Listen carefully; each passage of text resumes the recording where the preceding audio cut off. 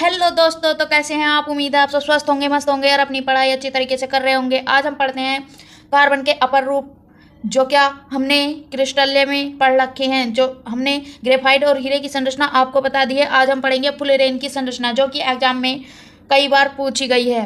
तो शुरू करते हैं फुलेरीन या बंकमिस्टर फुलेरीन। तो शुरू करते हैं, पढ़िएगा। सन 1985 में 1985 में रसायनज्ञों ने ग्रेफाइट को अत्यधिक उच्च ताप तक गर्म कर कार्बन का एक नया अपर रूप संश्लेषित किया। गर्म करने के बाद कार्बन का एक नया अपर रूप संश्लेषित किया, जिसे फुलेरीन कहा गया। फुलेरीन वह क्रिस्टलीय कार्बन है जिसमें 30 से 960 परमाणुओं से एक अणु प्राप्त होता है। 30 से लेकर 960 परमाणुओं से एक अणु प्राप्त होता है। फुलेरीन कार्बन 60 का एक अणु यानी कार्बन 60 का एक अणु जिसका आकार फुटबॉल की तरह होता है।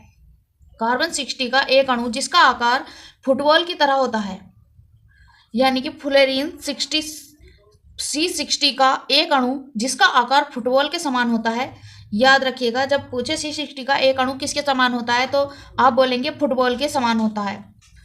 कार्बन के 60 परमाणुओं द्वारा बना होता है। ये परमाणु षटकोणीय होते हैं। हेक्सागोनल व पंचकोणीय पेंटागोनल व्यवस्था में जुड़े रहते हैं। षटकोणीय व पंचकोणीय व्यवस्था में जुड़े रहते हैं। C60 फुलेरीन विद्युत का कुचालक होता है। आप इसे याद रखिएगा, जब पूछे C60 फुलेरीन किसका कुचालक होता है तो आप लिखेंगे C60 फुलेरीन विद्युत का कुचालक होता है। अब हम देखेंगे फुलेरीन या बंकमिस्टर की संरचना कैसी होती है। तो आइए देखते हैं संरचना। देखिएगा, फुलेरीन बंकमिस्टर की संरचना इस तरह होती है, जो कि षटकोणीय और पंचकोणीय होती है। ये एक फुटबॉल के आकार की होती है, जिसमें C60 की संरचना बनी होती है। इसे बंकमिस्टर या फुलेरीन C60 की संरचना कहते हैं। उम्मीद है आपको हमारी वीडियो पसंद आई होगी।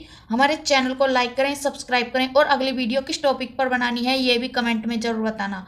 धन्यवाद।